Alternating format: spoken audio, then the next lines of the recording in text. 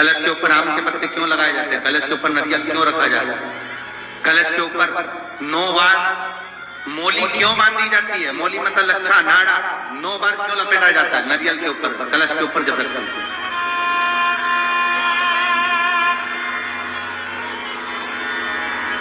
कलश के ऊपर जब जब श्रीफल रखाता है, नारियल रखाता है, तो उस पर 5 बार 7 बार मोली नहीं लपेटी जाएगी, तो 9 ही बार लपेटी जाएगी। 5 या 7 बार लपेटते हैं तो कहते हैं कि लक्ष्मी की छिन्नता होती है, और वो 9 बार लपेटी जाती है तो भरपूर लक्ष्मी का भंडार भरती है।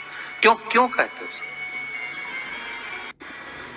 भगवान कुंभ का निर्माण कर रहे हैं, भगवान कलश का निर्माण कर रहे हैं, और भगवान स्वयं ब्रह्मदेव कर रहे हैं कि आप ऐसा निर्माण कर दो जिसमें 33 कोटि देवता स्वतः विराजमान हो जाए। तो भगवान ने उस कलश का निर्माण कर दिया।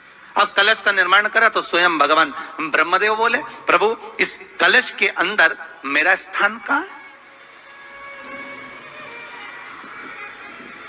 मेरा स्थान कहाँ है?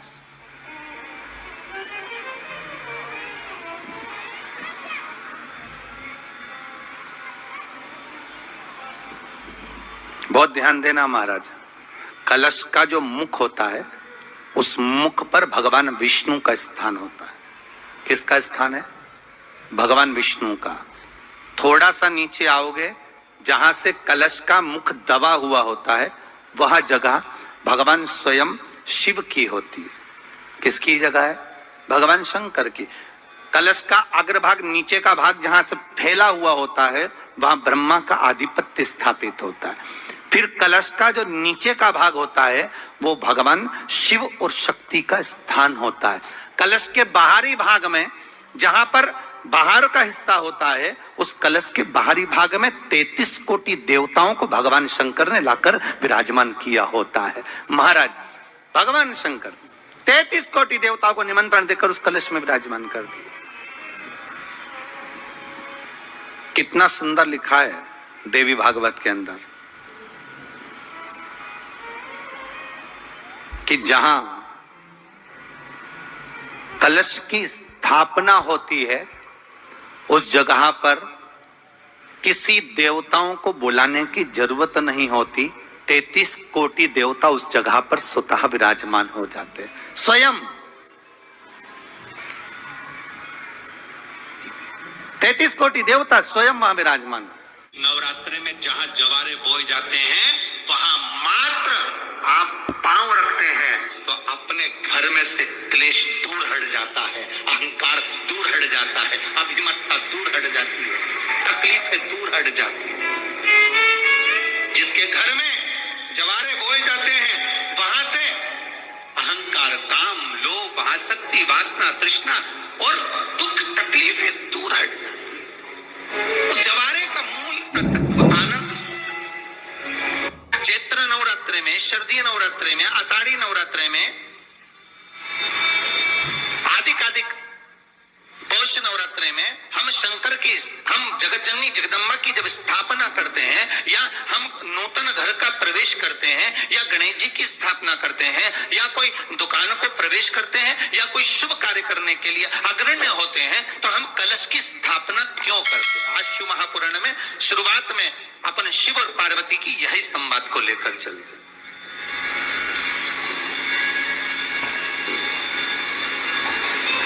आखिर कलश में ऐसा क्या है?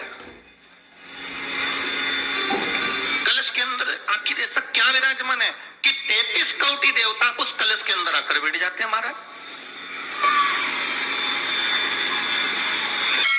श्री शिवाय। कारण क्या है?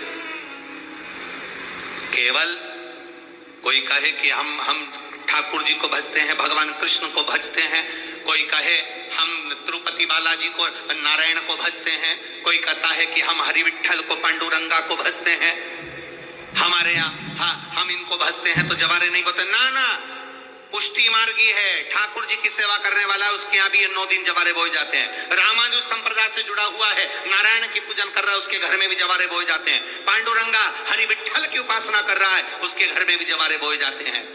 जवारे का महत्व हमारे यहाँ शास्त्र कहता है। क्या महत्व है उसका? क्या फल है उसका? महाराज देवी माता ने दुर्गा भवानी को पंचायत में बुलाया गया। शिव पंचायत में मां दुर्गा बैठी हुई है और शिव पंचायत में जब दुर्गा भवानी बैठी, उपद्रवियों ने उपद्रव मचाया, अहंकारियों ने अहंकार मचाया, असुरों ने, राक्षसों ने हाहाकार मचाना प्रारंभ करा। तब उस समय पर देवाधिदेव महादेव माता पार्वती को देखकर, दुर्गा भवानी को देखकर मुस्कुरा रहे थे। केवल शिव मुस्कुरा रहे हैं, पार्वती को देखकर, दुर्गा भवानी को देखकर, मां जगत जननी को देखकर केवल मुस्कुरा रहे। तब देवता सूर्य नारायण ने भगवान शिव जी को देखकर हाथ जोड़कर प्रार्थना करी। भास्कर देव बोले, सूर्य नारायण बोले, बाबा मेरे मन के संशय को मिटा दीजिए। शिव जी ने पूछा क्या काम है? बोलो क्या चाहते हो? शंकर भगवान से सूर्य देव, भास्कर देव कहते हैं, प्रभु आपके मुस्कुराने का कारण क्या? भारत की भूमि पर जितनी जगह पर भी आप लोग कथा सुन रहे हो, आस्था चैनल पर, फेसबुक, यूट्यूब पर जितने लोग कथा सुन रहे हो, बड़े ध्यान से सुनना कि जवारे क्यों बोए जाते हैं। नवरात्रि में जवारे की महत्वता क्यों होती है? क्यों बोया जाता है? मिट्टी में गेहूं डालकर क्यों उत्पन्न किया जाता है? उसकी महत्वता क्या है? सूर्य नारायण पूछ रहे हैं भगवान देवाधिदेव महादेव से। आप दुर्गा भवानी को देखकर मुस्कुराए, आप हंसे हैं, आपके चेहरे पर प्रसन्नता आई है, कारण क्या? और महाराज देवाधिदेव महादेव ने कहा, यहां भगवान विष्णु, गणेश जी, भास्कर देव, आप सब बैठे हो। असुरों ने आक्रमण कर दिया, असुरों ने आक्रमण करा है और वह असुर आक्रमण कर दिए हैं तो वो असुर प्रवेश कर रहे हैं, उपद्रव मचाकर, हाहाकार कर कर नष्ट करने वाले हैं इस पूरी पृथ्वी को। तो फिर उसको बचाएगा कौन? कैसे बचेगा? शिव जी ने कहा चिंता मत करो।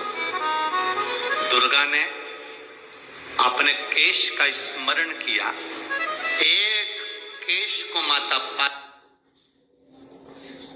तो से छुआ, छूते ही एक कुंड में सुंदर जवारे उत्पन्न हुए हैं।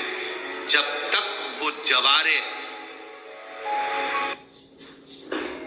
बड़े नहीं हो जाते, जब तक वो जवारे थोड़े प्रबल नहीं हो जाते, तब तक एक भी असुर प्रवेश नहीं कर सकता, हाहाकार नहीं मचा सकता और अंदर आ नहीं सकता। शिव महापुराण की कथा कहती है, जवारे जिसके यहाँ बोए जाते हैं, जवारे का, आप लोग कहते हैं कहीं पर देवी जी बैठी हैं, किसी के यहाँ मिट्टी की मूर्ति आई,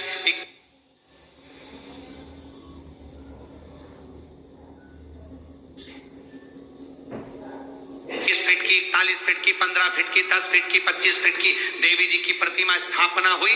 लोग कहते हैं हम देवी जी का दर्शन करने जा रहे हैं, दुर्गा जी का दर्शन करने जा रहे हैं। शिव महापुराण की कथा कहती है वो दुर्गा जी का दर्शन नहीं, देवी का दर्शन नहीं। नवरात्रि में जहां जवारे बोए जाते हैं वहां मात्र आप पांव रखते हैं तो अपने घर में से क्लेश दूर हट जाता है, अहंकार दूर हट जाता है, अभिमतता दूर हट जाती है, तकलीफें दूर हट जाती है।